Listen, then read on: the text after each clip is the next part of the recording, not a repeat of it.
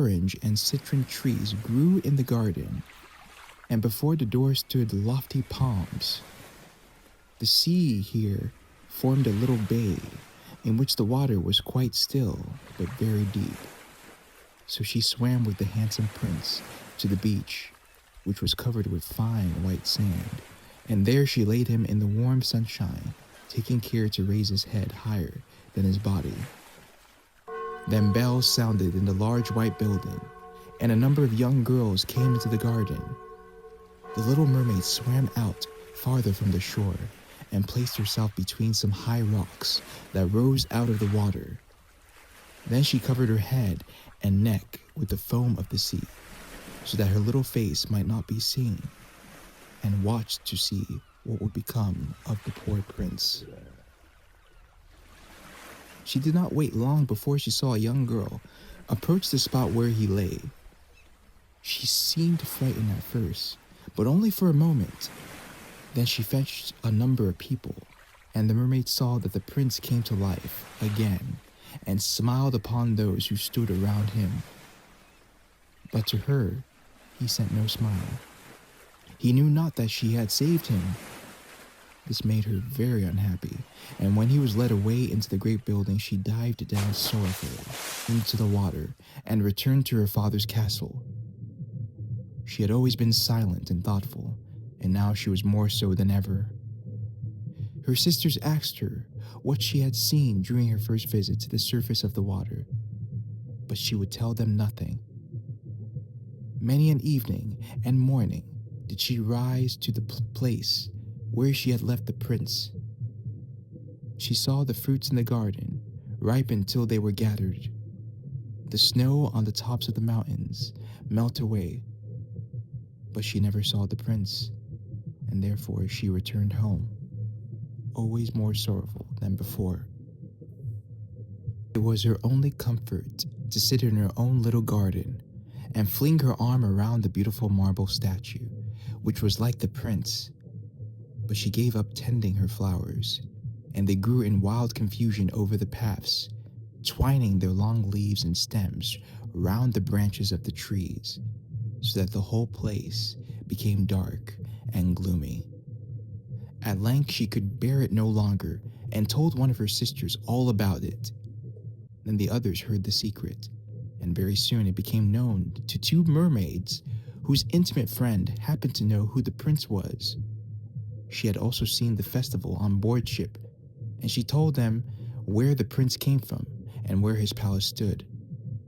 "Come, little sister," said the other princesses. Then they entwined their arms and rose up in a long row to the surface of the water, close by the spot where they knew the prince's palace stood. It was built of bright yellow shining stone, with long flights of marble steps, one of which reached quite down to the sea. Splendid gilded cupolas rose over the roof, and between the pillars that surrounded the whole building stood lifelike statues of marble. Through the clear crystal of the lofty windows could be seen noble rooms with costly silk curtains and hangings of tapestry, while the walls were covered with beautiful paintings which were a pleasure to look at. In the center of the largest saloon, a fountain threw its sparkling jets high up into the glass cupola of the ceiling, through which the sun shone down upon the water and upon the beautiful plants growing round the basin of the fountain. Now that she knew where he lived, she spent many an evening and many a night on the water near the palace. She would swim much nearer the shore than any of the others ventured to do. Indeed, once she went quite up the narrow channel under the marble balcony, which threw a broad shadow on the water. Here she would sit and watch the young prince, who thought himself quite alone in the bright moonlight. She saw him many times of an evening sailing in a pleasant boat, with music playing and flags waving. She peeped out from among the green rushes, and if the wind caught her long silvery white veil, those who saw it believed it to be a swan spreading out its wings. On many a night, too, When the fishermen with their torches were out at sea, she heard them relate so many good things about the doings of the young prince that she was glad she had saved his life when he had been tossed about, half dead on the waves. And she remembered that his head had rested on her bosom, and how heartily she had kissed him. But he knew nothing of all this, and could not even dream of her. She grew more and more fond of human beings, and wished more and more to be able to wander about with those whose world seemed to be so much larger than her own. They could fly over the sea in ships, and mount the high hills which were far above the clouds, and the lands they possessed, their woods and their fields, stretched far beyond the reach of her sight. There was so much that she wished to know, and her sisters were unable to answer all her questions. Then she applied to her old grandmother, who knew all about the upper world, which she very rightly called the lands above the sea. "If human beings are not drowned," asked the little mermaid, "can they live forever? Do they never die as we do here in the sea?" "Yes," replied the old lady. "They must also die, and their term of life is even shorter than ours. We sometimes live to 300 years, but when we cease to exist here, we only become the foam on the surface of the water, and we have not even a grave down here of those we love. We have not immortal souls. We shall never live again. But like the green seaweed, when once it has been cut off, we can never flourish more. Human beings, on the contrary, have a soul which lives forever, lives after the body has been turned to dust. It rises up through the clear, pure air beyond the glittering stars. As we rise out of the water and behold all the land of the earth, so do they rise to unknown and glorious regions which we shall never see." "Why have we not an immortal soul?" asked the little mermaid mournfully. I would give gladly all the hundreds of years that I have to live to be a human being, only for one day, and to have the hope of knowing the happiness of that glorious world above the stars." "You must not think of that," said the old woman. "We feel ourselves to be much happier and much better off than human beings."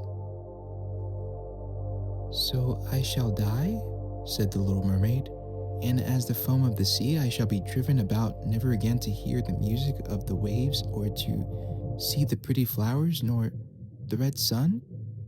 Is there anything I can do to win an immortal soul?" "No," said the old woman, "unless a man were to love you so much that you were more to him than his father or mother, and if all his thoughts and all his love were fixed upon you, and the priest placed his right hand in yours, and he promised to be true to you here and hereafter, then his soul would glide into your body, and you would obtain a share in the future happiness of mankind. He would give a soul to you and retain his own as well. But this can never happen.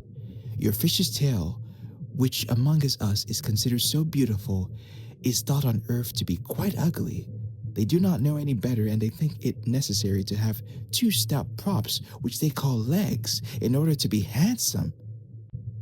Then the little mermaid sighed and looked sorrowfully at her fish's tail. "Let us be happy," said the old lady, "and dart and spring about during the 300 years that we have to live, which is really quite long enough.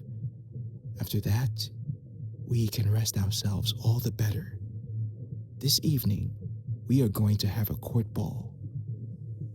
It is one of those splendid sights which we can never see on earth. The walls and the ceiling of the large ballroom were of thick but transparent crystal. May hundreds of colossal cells, some of a deep red, others of a grass green, stood on each side in rows, with blue fire in them, which lighted up the whole saloon and shone through the walls so that the sea was also illuminated. Innumerable fishes, great and small, swam past the crystal walls.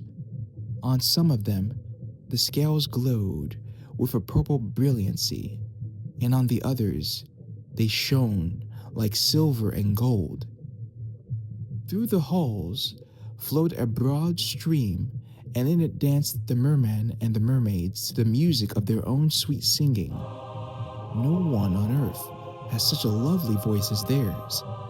The little mermaid sang more sweetly than them all. The whole court applauded her with hands and tails, and for a moment her heart felt quite gay, for she knew she had the loveliest voice of any on earth or in the sea.